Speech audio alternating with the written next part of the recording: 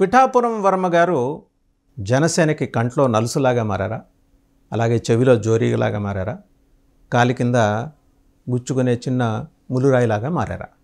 ఇప్పుడు ఈ ప్రశ్న పిఠాపురం జనసేనలోనూ అటు తెలుగుదేశం పార్టీలోనూ కూడా చాలా పెద్ద ఎత్తున ఈ ప్రశ్న అయితే తలెత్తింది. ఎందుకంటే ఆయన పొద్దునే 2 వీడియోస్ రిలీజ్ చేశారు. ఒకటేంటి, పిఠాపురంలో చెత్త పేరుకుపోయింది. సో ఒక ప్రజానాయకుడిగా మరి ఇది ప్రజల ఆరోగ్యానికి సంబంధించిన అంశంగా దాన్ని ఆయన లేవనెత్తారని మనం భావించాలనేది ఆయన ఉద్దేశం అయి ఉండొచ్చు. కానీ జనసేన అట్లా భావించట్లా. ఇదేదో ఎత్తి చూపే కార్యక్రమం ఒక పక్క అంత చేటు డెవలప్మెంట్ యాక్టివిటీస్ పవన్ కళ్యాణ్ గారు చేపట్టినప్పటికీ కూడా పిఠాపురం వర్మ గారు ఖాళీగా ఉండకుండా ఇలాంటిది ఏదో ఒకటి ఒక రోజుకు అగ్గిపుల్ల గీసి అలా వదిలేస్తున్నారు. ఇది అనవసరంగా 2 పార్టీల మధ్య సమన్వయం లోపించడానికి కారణమవుతుంది అని చెప్పి జనసేన భావిస్తుంది. అక్కడితో ఆగారా? ఆయన కారులో వెళ్తుంటే మరి ఆయన ప్రజానాయకుడు కదా, ఎవరో ఒక మహిళ మళ్ళీ నువ్వే పోటీ చేయి బాబు అంటూ మాట్లాడటం, ఆ 2 వీడియోలు కూడా మనం చూడొచ్చు దీంట్లో. ఆవిడ అంటే ఈయన కూడా అలాగేనమ్మా అంటూ నమస్కారం పెట్టడం బ్యాక్ సైడ్ నుంచి. ఆ వీడియో కూడా బాగా వైరల్ అవుతుంది. 2 వీడియోలు కూడా.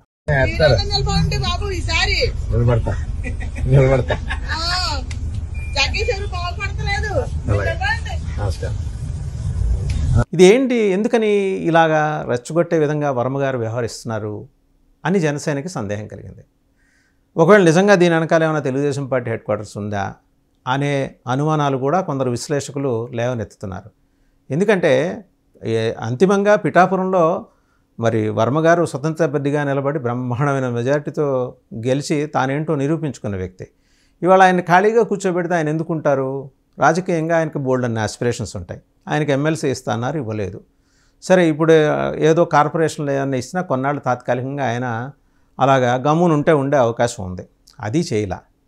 మరోపక్క పిఠాపురంలో తమ ప్రాబల్యాన్ని ప్రాభవాన్ని బలోపేతం చేసుకోవటానికి జనసేన చాలా బలంగా ప్రయత్నం చేస్తుంది. అందులో భాగంగా నాగబాబు గారు కూడా త్వరలో రేపో మాపో పార్టీ పిఠాపురం ఇన్ఛార్జిగా బాధ్యతలు చేపట్టబోతున్నారని సమాచారం. జనసేన ఏమీ అధికారికంగా ధృవీకరించలేదు దానికి సంబంధించి. ఇన్ని పరిణామాల మధ్య మరి వర్మగారి కలత చెందటంలో ఆశ్చర్యం లేదు కదా. ఓ పక్క ఆయన సోషల్ మీడియా హ్యాండ్లర్స్ ఎవరో కానీ ఆయనకి తెలియకుండా కూడా పోస్టులు చేసేస్తుంటారు. తర్వాత ఈయన నాలుగు ఖర్చుకోవడం, ఆ పోస్టులు డిలీట్ చేయడం జరుగుతూ ఉంటుంది.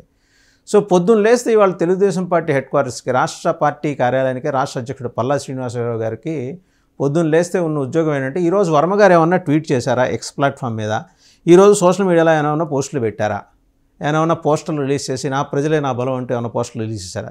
ఇది పొద్దున్న దైనందిన వ్యవహారం అయిపోయింది. మామూలుగా అన్ని మీడియా ఛానల్స్, అన్ని వార్తాపత్రికలు ఏమొస్తున్నాయి అనేది చూసుకుంటూ వర్మగారి కోసం ప్రత్యేకంగా కొంత టైం కేటాయించాల్సిన పరిస్థితి తెలుగుదేశం పార్టీ రాష్ట్ర అధ్యక్షుడు పల్లా శ్రీనివాసరావు గారికి అయితే కలిగింది. ఇది వాస్తవం.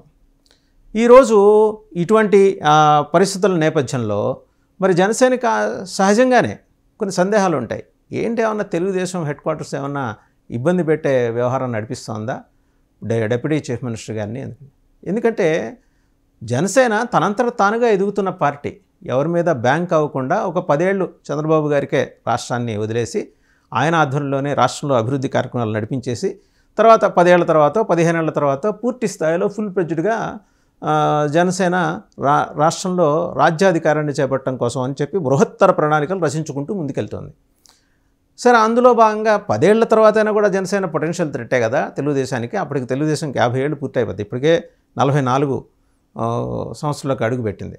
సో 50 ఏళ్ల తర్వాత కూడా మళ్ళీ జనసేనకు ఎందుకు అవకాశం ఇవ్వాలి? తెలుగుదేశం కదా రాష్ట్రాన్ని పరిపాలించాల్సింది. ఏదో జగన్మోహన్ రెడ్డి అనే ఒక దుర్మార్గ పరిపాలకుడిని దించడం కోసం అని చెప్పేసి అనివార్యంగా జనసేనతో జతకట్టాల్సి వచ్చిందే కానీ తెలుగుదేశం బలం ఏంటో మనకు తెలియదా? ఆయన ఎవరో వచ్చి 40 ఏళ్ల పార్టీని నిలబెట్టడం ఏంటని చెప్పేసి జనసేనలో సెకండ్ రంగ్ క్యాడరు, అలాగే సీనియర్ లీడర్స్ ఆల్మోస్ట్ రిటైర్మెంట్కి దగ్గరలో ఉన్న, రిటైర్ అయిపోయినా కూడా కంటిన్యూ అవుతున్న గోరంట్ల బుచ్చయ్య చౌదరి లాంటి గారు ఎవరైతే సెటైర్లు వేస్తున్నారు. ఏమని, ఒక బస్తాడు బియ్యానికి కొంచెం ఒక 100 గ్రాములో 200 గ్రాములో తగ్గితే గుప్పెడు వడ్లు తీసుకొచ్చి ఆడైతే బస్తాకి తూగిందిట. అలాగని ఆ గొప్పతనం ఆ గుప్పెడు వడ్లది కాదు కదా అని చెప్పి జనసేనాని అని చెప్పేసి ఆయన సెటైర్ వేశారు. ఇది జనసైనికులకి సహజంగానే మంట రేకెత్తిచ్చింది. ఏంటిది ఈ సెటైర్లు ఏంటి అని. మరి అంతకుముందు నాగబాబు గారు వేసిన సెటైర్ ఏంటి? కర్మ అంటారా? అది వాళ్ళ కర్మ అంటారని తెలుగుదేశం అడుగుతుంది. ఇవి కాక 40 ఏళ్ల పార్టీని కూడా మేము నిలబెట్టామని సాక్షాత్తు జనసేన అనే అంటాం ఏంటని చెప్పేసి తెలుగుదేశం ఇప్పటికీ రగిలిపోతుంది. ఈ పరిస్థితుల నేపథ్యంలో మరి ఇప్పుడు వర్మ గారు ఈ ట్వీట్లు చేయటం ఏంటి, ఈ పోస్టులు పెట్టడం ఏంటి, ఈ వీడియోలు రిలీజ్ చేయటం ఏంటి, ఇవన్నీ చేస్తూ ఉంటే మరి సమన్వయం ఎక్కడ?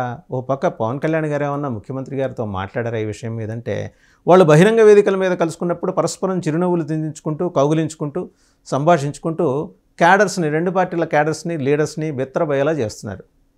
మరి మొన్న మధ్య జరిగిన శాసనసభ్యులు, శాసన మండలి సభ్యుల ఈ క్రీడోత్సవాలు, సాంస్కృతిక ఉత్సవాల్లో పక్కనే కూర్చొని బ్రహ్మాండంగా ఎంజాయ్ చేసి అద్భుతంగా చప్పట్లు కొడుతూ వాళ్ళ స్కిట్స్ని, ఎమ్మెల్యేలు ఎమ్మెల్సీల స్కిట్స్ని ఎంజాయ్ చేశారు ఇద్దరు.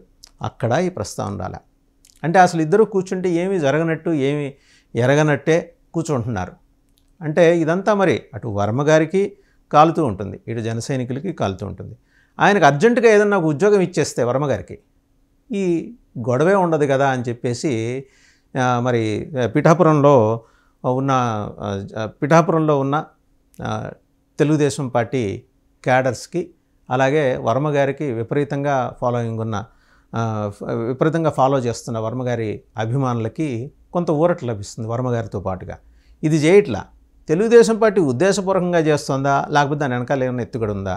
ఇవన్నీ చూసిన తర్వాత, ఈ మొత్తం సమీకరణాలన్నీ గమనించిన తర్వాత ఒకవేళ ఏమన్నా పవన్ కళ్యాణ్ గారు సీరియస్ డెసిషన్ తీసుకుంటారా, నేరుగా ఫైర్ అయిపోతారా? ఎందుకంటే పవన్ కళ్యాణ్ గారి టెంపర్మెంట్ తెలిసిన వాళ్ళు ఎవరైనా సరే ఆయన ఉండుండి ఒక్కసారి ఉప్పెనలాగా విరుచుకుపడిపోతారేమో వర్మ గారు చేస్తున్న ఈ వ్యవహారాలన్నీ చూసి, ఏ సభా వేదిక మీద ఆయన మాట్లాడేస్తారేమో అనే భయం కూడా లేకపోలేదు.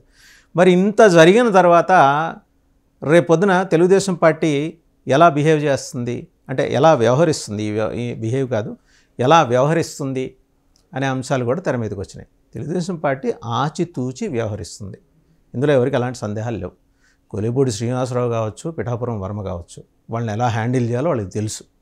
ఎందుకంటే పూర్తిగా అనుభవం ఉండి పరిణితి చెందిన నాయకత్వాలు తెలుగుదేశం పార్టీలో ఉన్నది. సీనియర్ నాయకులు, వాళ్ళు జాగ్రత్తగా హ్యాండిల్ చేయగలరు. దేవినేని ఉమామహేశ్వరరావు గారు లాంటి అగ్రెసివ్ లీడర్స్ని కూడా వాళ్ళని కూడా నచ్చజెప్పి, అనునయించి, బుజ్జగించి వాళ్ళ అవకాశాలు వచ్చే వరకు ఆగండి అని చెప్పేంతటి దక్షత ఉన్న పార్టీ నాయకత్వం ఉంది అక్కడ, ఎవరు బెంగపెట్టుకోకల్లా. కానీ కూటమిలో సమన్వయంతో పనిచేసే పార్టీలు ఉన్నప్పుడు వాళ్ళతో ఎలా వ్యవహరించాలనే దాని మీద తమ పార్టీ నాయకులకు కొన్ని గైడ్లైన్స్ అయితే ఇవ్వాలి.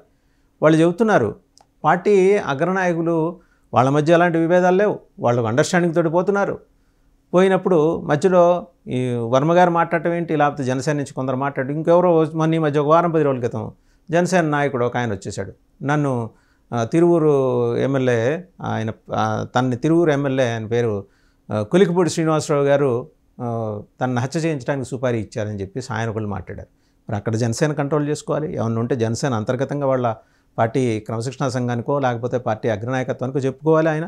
అలాగే ఇక్కడ వర్మగారు కూడా ఏమన్నా ఇష్యూస్ ఉంటే జనసేనతోటి అక్కడ పార్టీ హెడ్ క్వార్టర్స్కి చెప్పుకోవాలి.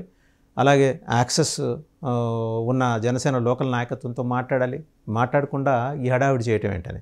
సో వీటన్నిటి మీద ఏంటంటే పవన్ కళ్యాణ్ గారు తమ శాఖ ద్వారా ఇంటెలిజెన్స్ రిపోర్ట్ తెప్పించుకుంటున్నారు. అంటే తన మంత్రిత్వ శాఖల ద్వారా ఏం జరుగుతుందని. నిజంగా అది పారిశుద్ధ్య సమస్య అయితే ఆయన నారాయణ గారికి చెప్పచ్చు, మున్సిపల్ అడ్మినిస్ట్రేషన్ మినిస్టర్. కానీ అది సాక్షాత్తు డీసీఎం గారి నియోజకవర్గం కాబట్టి ఇలా ఎత్తి చూపడం ఏమాత్రం భావ్యం అనే మాట అయితే వస్తుంది. మరి దీనికి వర్మ గారు ఎలా రెస్పాండ్ అవుతారో చూడాలి.